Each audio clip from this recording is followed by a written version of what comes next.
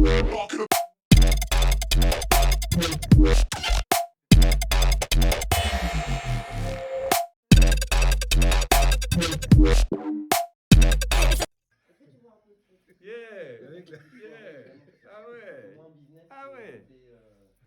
donc moi c'est Rachid El-Drissi, 44 ans, 25 ans d'activité associative et culturelle, grand bénévole dans l'âme. Euh, je suis aussi quelqu'un qui aime l'entrepreneuriat en règle générale, donc que ce soit un entrepreneuriat, je dirais économique, mais aussi l'entrepreneuriat social ou même environnemental.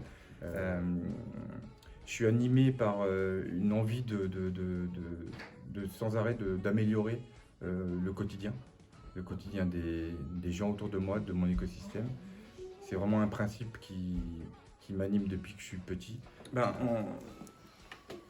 Je crois moi que sur un territoire, je crois que tout ce qu'on fait doit venir des citoyens. Car ce que j'ai pu remarquer, en tout cas depuis que je suis sur ce territoire, c'est-à-dire depuis 44 ans, c'est qu'il y a énormément de citoyens qui veulent aider, qui veulent créer, qui veulent favoriser, qui veulent développer quelque chose, d'une idée, une initiative. L'intérêt, en fait, pour un territoire d'avoir les personnes qui s'engagent à créer des choses, c'est qu'on peut démultiplier les possibilités et avoir des actions qui soient favorables au bon moment, au bon endroit. Ce jour-là, en fait, c'est une idée, mais tout de suite, nous devons en fait leur accorder la possibilité de la mettre en œuvre, cette idée. Et pour ça, il faut des choses assez agiles. Il faut que derrière, il y ait tout de suite un petit financement qui se mette en place et que ce financement ne nécessite pas toujours des dossiers à n'en plus finir.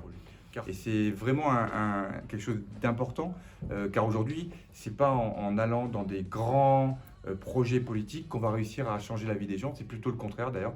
C'est plutôt en amenant à chacun la possibilité de créer son propre environnement, son propre écosystème entrepreneurial ou son propre écosystème de solidarité.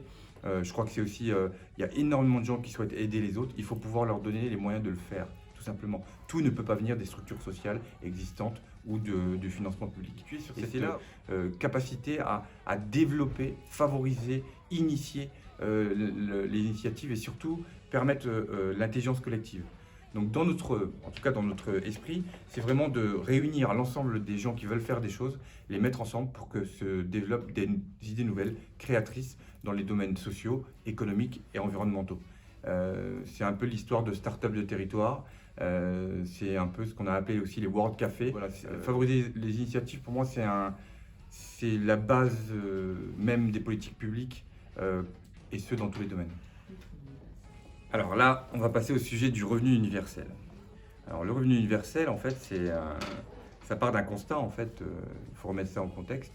C'est que de plus en plus, en fait, le travail va se raréfier, notamment lié à ce qu'on appelle la robotisation, à l'automatisation, à l'intelligence artificielle, ce qui va impliquer, en fait, soit, si on ne fait rien, en fait, un taux de chômage incroyable, ou alors on crée, en fait, les conditions nécessaires à l'émancipation des individus, pour leur favoriser en fait un choix de vie.